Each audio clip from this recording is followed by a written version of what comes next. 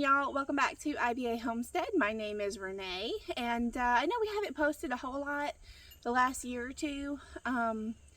Declan's been in school the last year or two, and daily life gets busy, as well as just life struggles that I guess everyone deals with.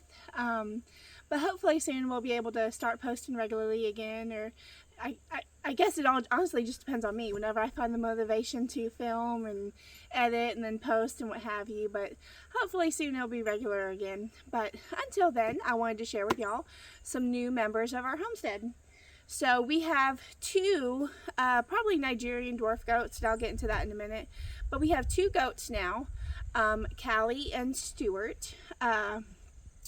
We got them, and the story is kind of sad, but we got them last weekend after helping out a new couple who started attending our church a couple months ago. They lost their daughter just a couple weeks ago to cancer. She was in her 30s, and she was living with them, and she had animals. She had chickens and turkeys and guineas and goats. But they lost her just a couple weeks ago to cancer, and with everything happening, you know, they didn't feel like they were in a place to steward all of the animals. So, you know, kill two birds with one stone. They had been referred to us through our pastor, actually. He knows that we have a chicken plucker, and that we absolutely don't mind helping anyone out, you know. So my husband got in contact with them 2 weeks ago after we actually butchered all of our meat birds two weekends ago. So my husband got in contact with this husband, and we set up the time and everything. So last weekend we went over to their house on Saturday, brought our chicken plucker and all of our chicken processing things that I like to use, knives and bowls and aprons and what have you. We helped them on Saturday process their chickens, and I went back on Monday and I helped them vacuum seal all their chickens and what have you. But anyway, as payment for helping them process their chickens, they paid us in goats. You know, they would eventually like a certain type of goat. I think he said it is Savannah. Might have been what the husband would eventually like. But right now, because of everything that's been happening and everything, they were just not in a place where they felt like they could steward the animals well. So, kill two birds with one stone, I guess. Maybe 3 birds with one stone. Butcher the chickens, put them in the freezer. Pay us in goats, and then they don't have to take care of the goats either. They also butcher their turkeys. So that's how we got Stuart and Callie. And I remember 2 weekends ago when my husband first told me about this couple that our pastor told him about, and got him in contact with. I was like, sure, let's go help them out. And we were talking about it, and he said, well, he said that they want to pay us in goats. And my husband Emmanuel has always wanted goats, but we've just never had the fencing for them. Goats are escape artists, as a lot of people say. They're just opportunists. They will find any imperfections or flaws within your perimeter system, and they will exploit them. So we were like, well, we're not quite ready. But then after a little bit, I was like, you know what? We just got rid of all of our egg layers, which we did the same day 2 weekends ago that we butchered our meat birds. We also made the decision to just dispatch our egg layers, because for weeks prior to that, they had just been dropping like flies, and I couldn't figure out what was wrong with them, and I couldn't help any of them. As much as I tried, they just kept dying. So we had like 4 or 5 left, and then 3 roosters, so we just dispatched those, but we did not keep the meat from those. We dispatched them and put them in the burn barrel. So when we were talking about, accepting the goats as payment or not, I said, you know what, we've got the chicken coop and the chicken run that's now available. And he had showed me pictures of the goats. I was like, well, I think they'll fit in the run. So, and they do. As you can see, they are small in size, so our area works for them. We took some things out of the chicken coop, and we still need to get some stuff for the goats. Honestly, we do. There's still things that we need.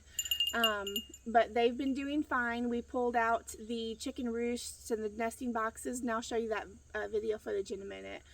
And then because of how we set up the perimeter for the chicken run with the cow panels and the chicken wire, it works for them. They're small, you know, goats, they like to jump and they'll jump over tall fences, but because this breed, which is not myotonic or fainting goats, it's more Nigerian dwarf, I believe. We haven't seen them faint once. I don't remember if I told y'all that, but we haven't seen them faint once, so they're probably more Nigerian dwarf. And we get this information from someone that we know who has been raising goats and breeding and selling registered goats for years. We showed her their picture and she said that's probably more Nigerian dwarf. They might have some myotonic genetics in them, but it's probably, you know, a little heavier on the Nigerian dwarf side. So anyway, because of their small Nigerian dwarf size, stature, whatever the word might be, our perimeter seems to be working. I think if we were to get a larger breed, we might have to do something different, but if we keep it small, I think it might work. I don't know if y'all are able to see that, but he just stood up on the fence, but was nowhere near being able to climb up and jump out.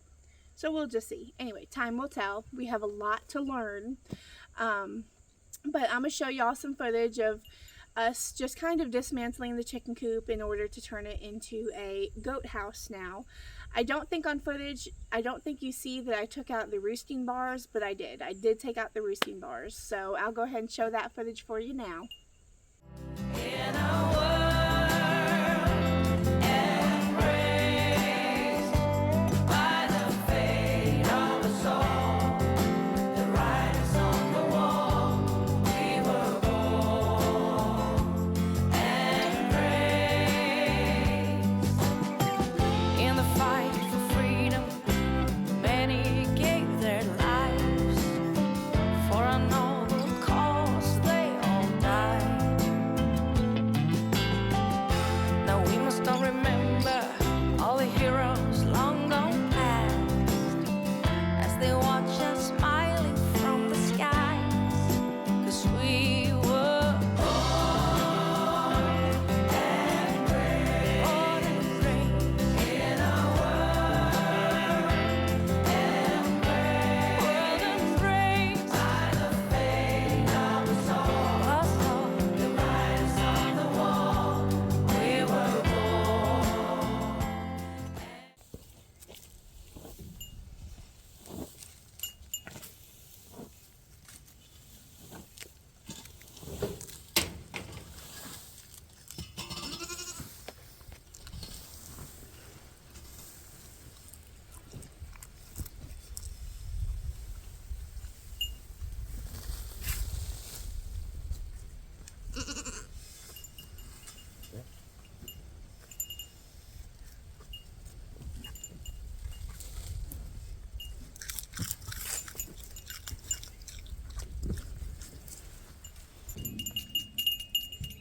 Is your collar a bit too tight? Yes, I know. Hang on. Hang on. No. I'm loosening up your collar. Alright. No, no nipples. No nipples. There you go, bub.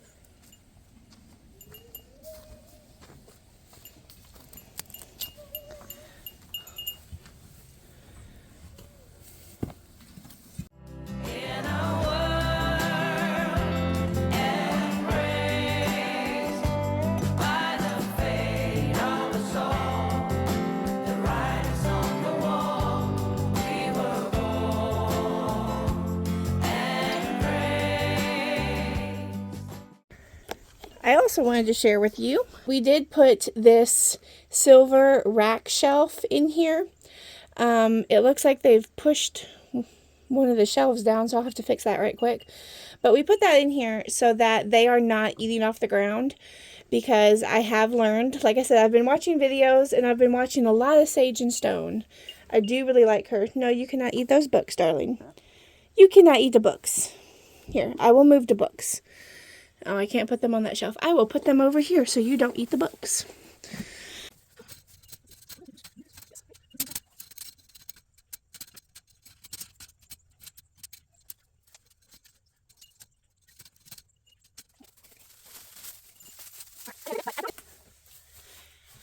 And here we have loose mineral salt and some baking soda for the goats to be able to pick from when they feel like they need it. If I remember correctly, I think the baking soda might help with gas in their tummies, and then loose minerals, when they feel like they're needing some, they can just come eat it, obviously. So this was something else that we had done new, and like I said, we still need to get a few other things for inside the goat house and the goat yard, but we'll get there. All right, so that is everything that we did inside of the chicken coop to turn it into a goat house. And like I said, we still have some more things to get for the goats, but we are still learning. My first time having goats, Emmanuel and his family had goats when they were younger, but you know, that was many years ago, you know, a few decades back. So he might remember some stuff, but if not, that's okay. So we've got a lot to learn, and it's okay, because that very same night, when we thought they were fainting goats, I did order this book from thriftbooks.com, which is a fantastic place to order books, as long as you don't mind, you know, some kind of wear and tear, you know, that's all right. Anyway, that particular night, we thought that they were fainting goats, so I ordered this book. But then before I checked out, I ordered this Stories Guide to Dairy Goats as well, in preparation for if ever I get a dairy goat in the future. One of these books on Amazon is like $15 to $17 each. So had I ordered them from Amazon, it would have been well over 30 bucks. Anyway, I ordered them from Thrift Books. They were like $7 and some change each. So for like, what, 16 some odd bucks, I was able to get both of the books I need for goats. I am a huge fan of the Stories Guide books. We have the Stories Guide to chickens, turkeys, rabbits, pigs, and now we've got meat and dairy goats, and we might have one other Stories Guide. I don't remember, but just chocked full of information, and who knows, I might end up getting another book that I've been recommended, like a holistic care for goats book or something. I've been watching Sage and Stone Homestead, and that's the book that she uses. So a lot to learn, you know, a lot left to do for the goats, things that we have to go pick up this weekend actually, but I just wanted to introduce them to you, and you know, I'm not sure when I'll post again, hopefully soon, but until then, y'all have a great day. Bye. In the fight